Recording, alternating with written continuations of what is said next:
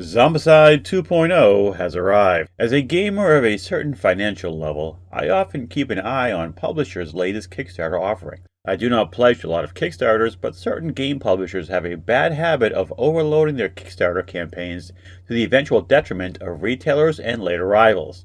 Zombicide is one such product. The original game was published via Kickstarter almost a decade ago, and it has seen many expansions with the core experience often referred to as Modern Side, to differentiate it from the reskins.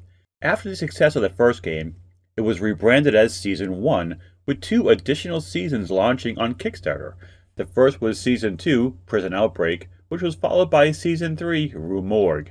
I have personally acquired all of the Zombicide games aside from the science fiction themed Zombicide Invader.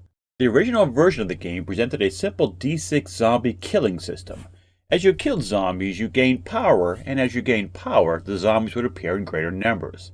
The basic walker zombie formed the bulk of the zombie forces, followed by the tougher fatties, the faster runners, and the extremely hard to kill Abomination. The expansions added Toxic, corrosive blood spray on melee kills, Berserker, immune to ranged attacks, Skinners, can spawn as Crawler on death, Seekers, constant extra activations, Crows, flying fast, and Zombie Dogs, faster than runners. Each expansion also had its own theme flavorings added to the scenarios as well as being standalone games in their own right. I came late to the Zombicide party, right after Season 3 Rue Morgue hit retail. I was able to pick up some of the earlier products via eBay, Amazon, and Facebook groups. Some of the Kickstarter exclusives, also available at the CMON convention booth, are extremely difficult to find regardless of the inflated secondary market prices. However, most of those are just extra survivors to play, and the figures can easily be proxied. When Zombicide 2.0 was announced a few years ago, I jumped at the chance to get in on the reboot of the Modern Side franchise. It would give me a chance to get everything in one fell swoop, as I had done with the Black Plague version. I ended up backing everything except for the RPG content. When it finally arrived, I dove right in to see what improvements were made to the game. The tile system has been changed to add dark zones to interior spaces. In 1.0, zombies spawned in all interior zones when a door was opened. Now, they only spawn in a dark zone. The distribution of zombie spawns in the zombie deck has been revamped to take into account the new dark zones, and the addition of rush spawn cards that give the spawn zombies an immediate activation. In 1.0, pimp weapons were difficult to acquire. You can find them by searching a certain type of vehicle or by using the VIP zombie expansions. Under the new system, a pimp weapon crate is placed on every tile in certain vehicles. This makes these weapons far easier to acquire. Searching is now limited to once per turn. The original rules made it impossible to use a ranged weapon around other survivors. For whatever reason, the designers decided that you would always shoot your friends first.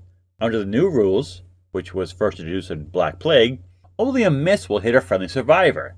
It is still dangerous to shoot into a zone with survivors, but now your friends have a chance. Zombies no longer force you to lose equipment when you are hit. Abominations. The 2.0 box comes with 4 different abominations. When you spawn an abomination, you consult the abomination deck, which is 4 cards, and draw one at random. That is the abomination that appears. Abominations are still limited to 1 on the board at a time. These smaller survivors have 1 less wound and use of the slippery skill once per turn. You have the option to go all out and roll some extra dice at the risk of the weapon breaking. Nighttime changes line of sight rules, and a flashlight not only draws zombies, but also agitates them into a second activation. So far, we have played about 5 games using the new 2.0 rules, and the survivors from the core game. We typically play with a mixture of adult and child survivors. We have not added anything outside of the core box. Setup is a breeze. Doors are only placed on the map when they are opened, and every tile gets a pimp weapon crate and an objective token. One spawn point is designated as the primary, so there's never a question of what order to spawn zombies. The game plays nearly identical to the original. Most changes are fixes the community has long asked for.